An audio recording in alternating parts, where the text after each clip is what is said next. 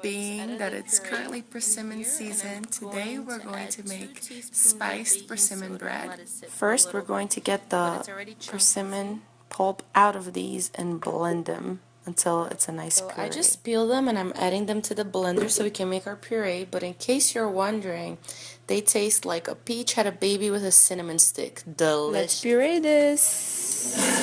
Adding a little bit of milk to thin out this puree. So I just added the puree in here, and I'm going to add 2 teaspoons of baking soda and let it sit for a little bit. But it's already chunky, see? I'm going to add about 2 teaspoons and stir and let it sit for 5 minutes. 2 tablespoons of butter or any oil of your choice. 1/4 cup of honey. Mix it all up. Yes, it's going to be custardy looking like this. Add the puree to the mix.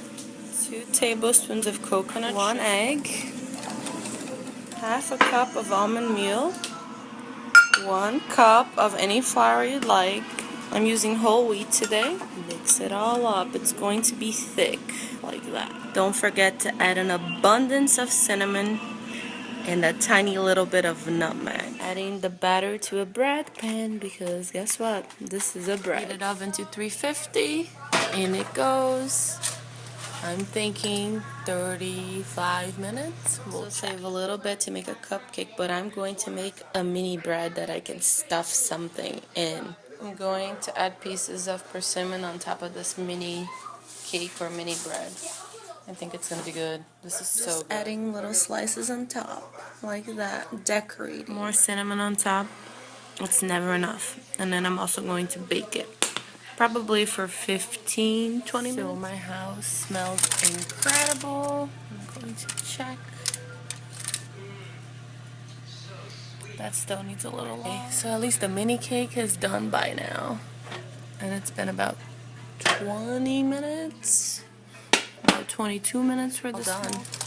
And my house right now smells like cinnamon and orange, which I'm not gonna complain. We're gonna turn this baby over like so.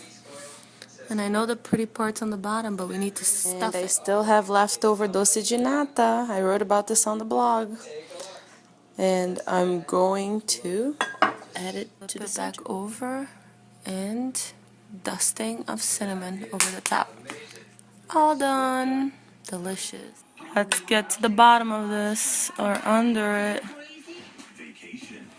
That's it. Dulce de nata inside. So this is what the persimmon bread looks like without the topping and without filling. And I'm just gonna add some confectioner sugar on top for decoration purposes, because it'll be pretty. So the persimmon bread turned out amazing, fluffy, delicious. That's it for brunch today. Don't forget to hit like and subscribe to the channel as well as to colorfulfoodie.com. Leave me a message below and keep it colorful.